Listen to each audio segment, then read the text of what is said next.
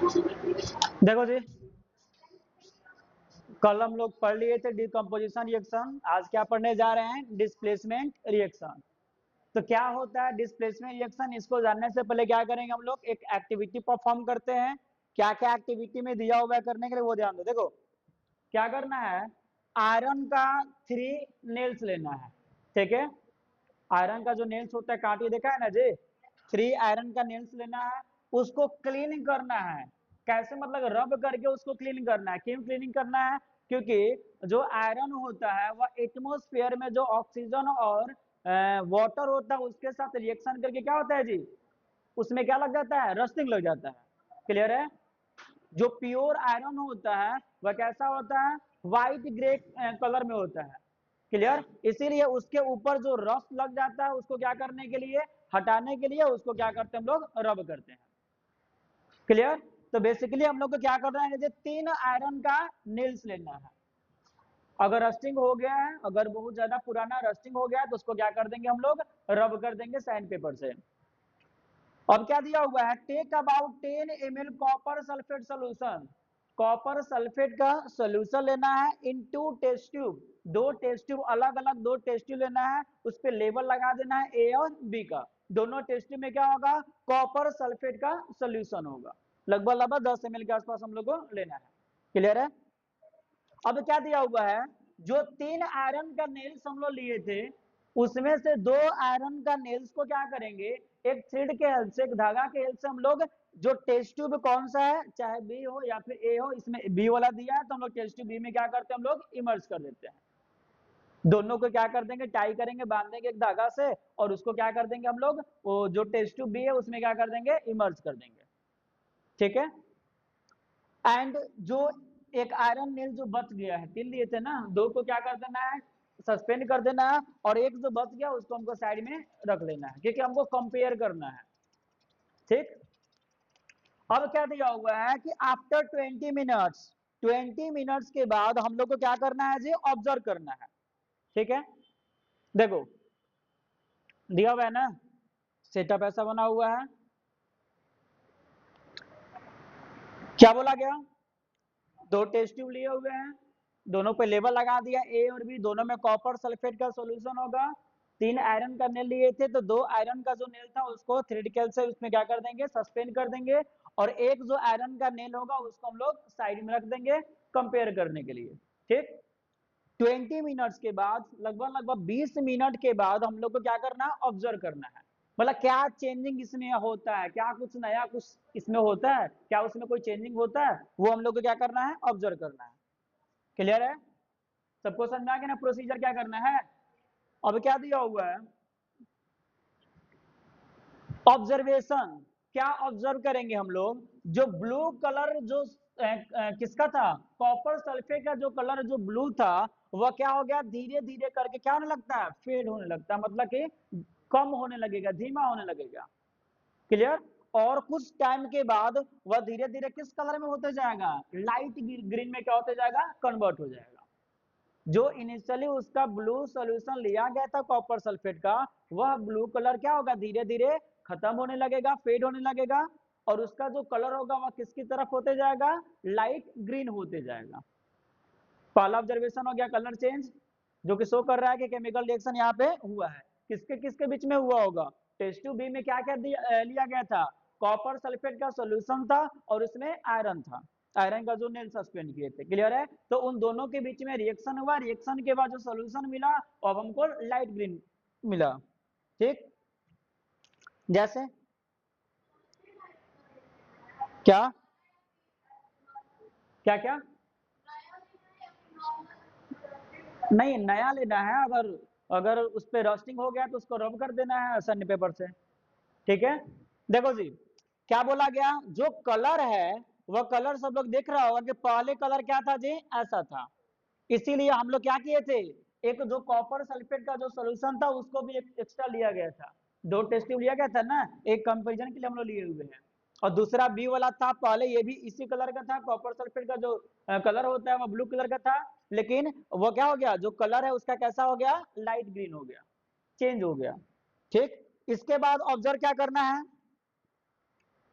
The colour of क्या जी, iron nail. हम लोग जिस कलर का पहले इनिशियली अगर नया है या रब किए हैं तो इनिशियली उसका कलर क्या होता है, व्हाइट होता है, क्लियर है, सिल्वरी ग्रे बोल सकते हैं। लेकिन 20 मिनट्स के बाद जो आयरन का जो नेल्स है उसमें उसका जो कलर हो गया वो कैसा हो गया जी, ब्राउनिश हो गया। इसीलिए एक जो आयरन का नेल था हम लोग साइड में रखे हुए थे कंपेरिजन करने के लिए, तो जो साइड रखे हुए थे उसके कंपेयर में अब जो ये दोनों आयरन का नेल्स, ये दोनों कौन है जो कि टेस्ट ट्यूब में रखा गया था, ठीक है, तो कंपेयर किए तो इसके ऊपर देखें क्या हो गया जी, ब्राउन कलर का इसके ऊपर कोटिंग आ गया, ब्राउनिश कलर का हो गया है, ठीक है। क्या बोला गया, दो ऑब्जर्वेशन, पहला कॉपर सल्फेट का जो कलर है वह क्या हो गया, चेंज होने लगा, अब उसका जो कलर हो गया ग्रीन होने लगा। दूसरा क्या चेंजिंग, आयरन का जो नेली आ गया था पहले वह क्या था, सिल्वरी ग्रे था, व्हाइट था, अब वह क्या हो गया, कन्वर्ट होकर किस में हो गया, ब्राउनिश हो गया। तो दो ऑब्जर्वेशन हुआ है। अब जानते हैं कि क्या इसके पीछे का रीजन है, क्या हुआ होगा जिसकी वजह से दोनों का जो कलर है वह क्या हो गया, चेंज हो गया। तो क्या हुआ, बेसिकली वही पता कि केमिकल रिएक्शन हुआ है। अब किसके किसके बीच में कैसे केमिकल रिएक्शन हुआ वो दिखते हैं, ठीक है। देखो सबसे पहले जानेंगे हम लोग क्या, आयरन के बारे में थोड़ा सा डिटेलिंग में जान लेते हैं हम लोग।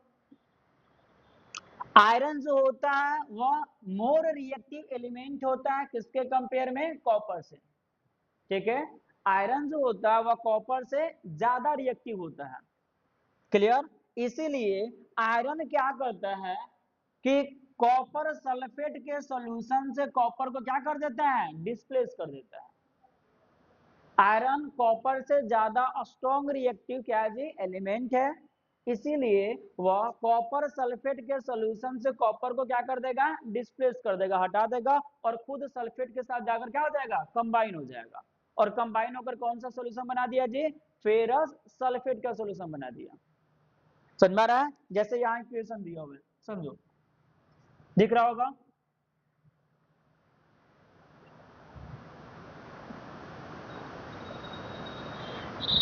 देखो जी इक्वेशन समझ लो, ये आयरन का नेल था और ये क्या था जी, कॉपर सल्फेट का सॉल्यूशन। आयरन जो है वह कॉपर से ज्यादा स्ट्रॉन्ग है, ये एक्वस फॉर्म में, चार्ज के फॉर्म में है तो Cu2 प्लस है, और SO4 के ऊपर क्या है जी, 2 माइनस है।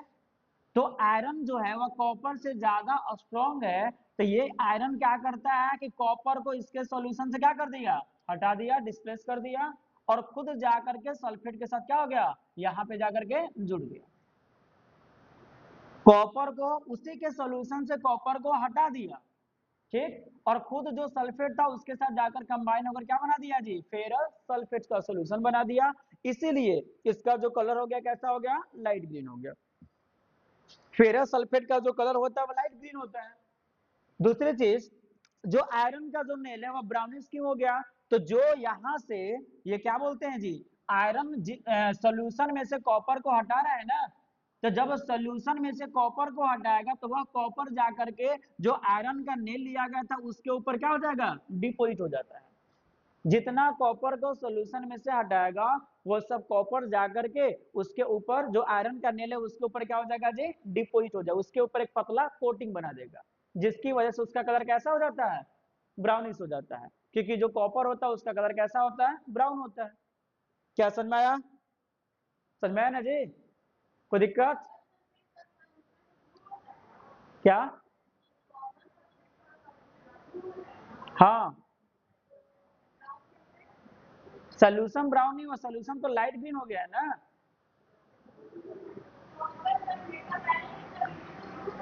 नहीं समझ में आया, देखो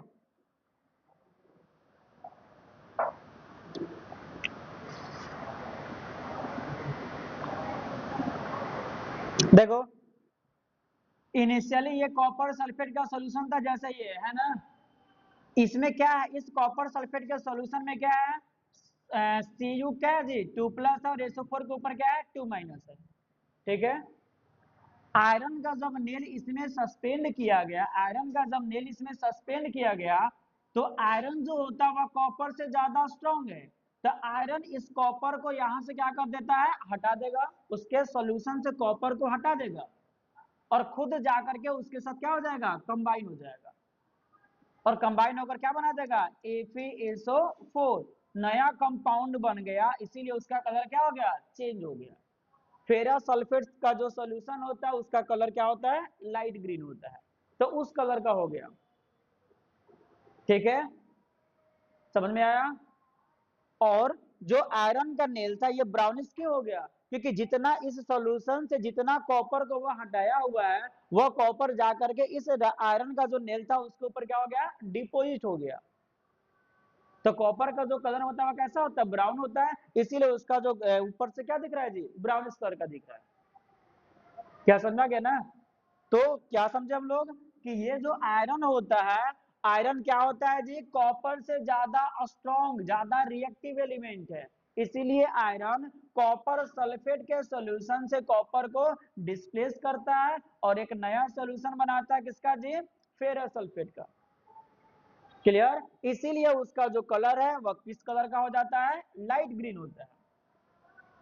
इसके बाद कॉपर जो डिपोजिट या है, क्या बोलते हैं, डिस्प्लेस हुआ है, सॉल्यूशन से जो कॉपर डिस्प्लेस हुआ है वह कॉपर क्या हो जाता है, डिपोजिट होता है, किसके ऊपर, आयरन का जो नेल्स लिया गया उसके ऊपर जाकर क्या हो जाता है, डिपोजिट हो जाता है। इसीलिए आयरन का जो नेल्स है उसका कलर कैसा हो जाता है, ब्राउनिश हो जाता है।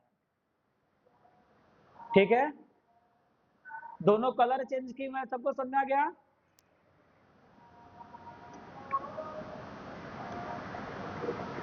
अब देखो कंक्लूजन क्या निकला, क्या हम लोग कंक्लूड किए ऐसे रिएक्शंस में। तो इस रिएक्शंस में क्या हो रहा था कि एक जो एलिमेंट था वह क्या था जी, स्ट्रॉन्ग था अदर वाला से, इसीलिए वह अदर वाला का जो सॉल्यूशन था उसके सॉल्यूशन से उसको क्या कर दे रहा है, डिस्प्लेस कर दे रहा है। मतलब एक ऐसा रिएक्शन जिस रिएक्शन में एक ज्यादा रिएक्टिव एलिमेंट क्या करता है जी, एक कम रिएक्टिव एलिमेंट को उसके कंपाउंड से अगर डिस्प्लेस कर देता है, तो वैसे रिएक्शंस को क्या बोला जाता है, डिस्प्लेसमेंट रिएक्शन। क्या समझाया, क्या बोला गया, डिस्प्लेस ना कर रहा है, यहाँ पे क्या कर रहा है जी, डिस्प्लेस कर रहा है। देखो क्या बोले हम, इस रिएक्शन में क्या हो रहा था, आयरन कॉपर से ज्यादा रिएक्टिव एलिमेंट था, तो वह कॉपर के सॉल्यूशन से कॉपर को क्या कर दिया, डिस्प्लेस करके खुद उसके साथ क्या हो गया, कंबाइन हो गया। तो वैसे रिएक्शन जिसमें एक ज्यादा रिएक्टिव एलिमेंट व कम रिएक्टिव एलिमेंट को क्या करता है, उसी के कंपाउंड से उसी के सॉल्यूशन से क्या कर देता है, डिस्प्लेस कर देता है, हटा देता है, तो ऐसे रिएक्शंस को क्या बोला जाएगा, डिस्प्लेसमेंट रिएक्शन, क्योंकि इसमें क्या हो रहा है, डिस्प्लेसमेंट हो रहा है। क्या कोई दिक्कत, जैसे और एग्जांपल आते हैं, पहले जानते हैं हम लोग ये रिएक्टिविटी सीरीज, पहले जानेंगे हम लोग क्या जी, रिएक्टिविटी सीरीज क्या है, ये रिएक्टिविटी सीरीज। देखो सबसे जो इस रिएक्टिविटी सीरीज में सबसे स्ट्रॉन्ग कौन होगा, सबसे स्ट्रॉन्ग कौन है जी, पोटेशियम। मॉस्ट रिएक्टिव ऊपर है, नीचे जाते जाएंगे तो क्या होता जाएगा, लिस्ट रिएक्टिव मिलेगा। पोटेशियम सबसे स्ट्रॉन्ग है। अब इससे कम कौन हो गया, सोडियम, इससे कम कौन हो गया, कैल्शियम, मैग्नीशियम, एल्युमिनियम, जिंक, ऐसे करके ये क्या है, डिक्रीजिंग ऑर्डर में दिया हुआ है। क्लियर। अब बताइए मैग्नीशियम क्या करेगा, मैग्नीशियम नीचे जितना सब दिया हुआ है उसके सॉल्यूशन से उसको क्या कर देगा, डिस्प्लेस कर देगा। समझ में आ रहा है सबको। क्या कैल्शियम सोडियम को हटाएगा, सोडियम का जो कंपाउंड है, तो सोडियम के कंपाउंड से सोडियम को डिस्प्लेस करेगा कैल्शियम, नहीं करेगा। लेकिन जो लेस रिएक्टिव एलिमेंट है उसके नीचे वाला, उस लेस रिएक्टिव एलिमेंट को उसके सोल्यूशन से क्या कर देगा, डिस्प्लेस कर देगा। ठीक है, जैसा और एग्जांपल आओ देखते हैं।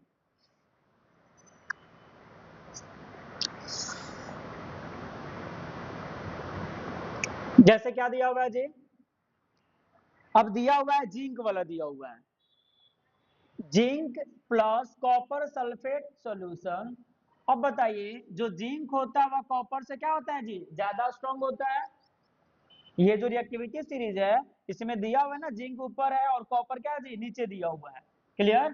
तो जिंक जो होता है वह कॉपर से क्या होता है जी, ज्यादा स्ट्रॉन्ग है, तो कॉपर सल्फेट के सॉल्यूशन से कॉपर को क्या कर दिया जी, हटा दिया, ज्यादा स्ट्रॉन्ग है।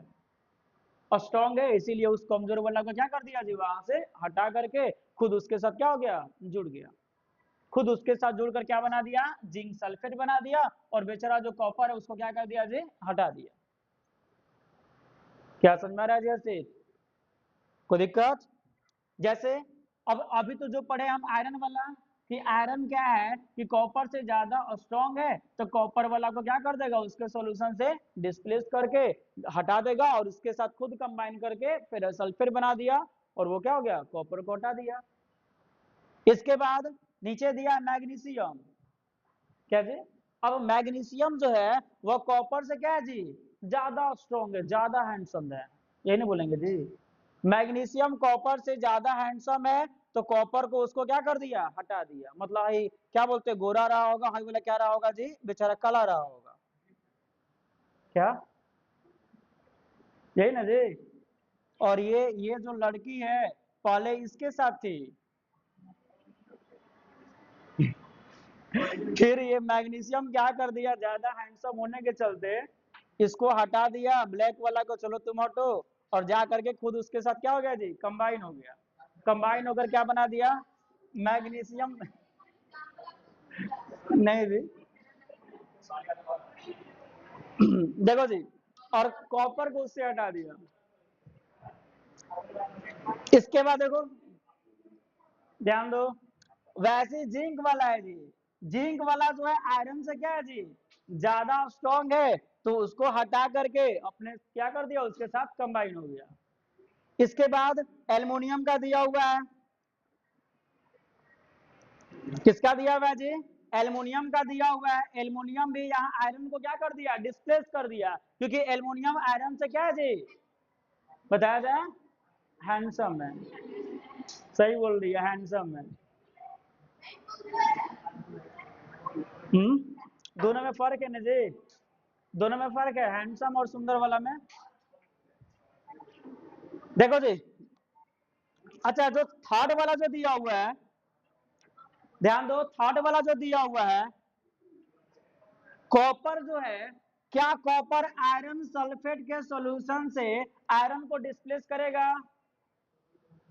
क्या जो कॉपर आयरन सल्फेट के सॉल्यूशन से आयरन को डिस्प्लेस करेगा? नहीं करेगा, क्योंकि जो कॉपर है वह आयरन से क्या है जी, लेस रिएक्टिव है। अगर लेस रिएक्टिव बेचारा कमजोर है तो क्या करेगा जी, उसको डिस्प्लेस नहीं करेगा, और क्या होगा जी, नहीं करेगा तो कोई रिएक्शन नहीं होगा। समझ में आया, बताया जाए, क्लियर हुआ ना जी। तो डिस्प्लेसमेंट में क्या हो रहा है, एक जो स्ट्रॉन्ग जो क्या बोलते हैं जी, एक मोर रिएक्टिव एलिमेंट क्या कर रहा है कि लेस रिएक्टिव एलिमेंट को उसी के कंपाउंड से क्या कर दे रहा है, डिस्प्लेस कर दे रहा है, उसी के घर से भगा दे रहा है। बताओ,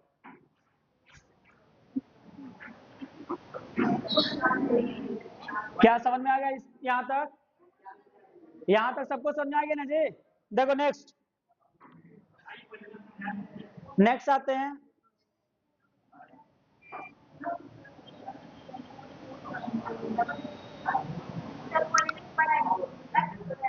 देखो जी नेक्स्ट आते हैं, डबल डिस्प्लेसमेंट रिएक्शन। ये भी है डिस्प्लेसमेंट रिएक्शन है, लेकिन कैसे डिस्प्लेसमेंट रिएक्शन है जी, डबल डिस्प्लेसमेंट रिएक्शन है, मतलब कि दो तरह से इसमें डिस्प्लेसमेंट होगा। कैसे होगा, ध्यान से समझना।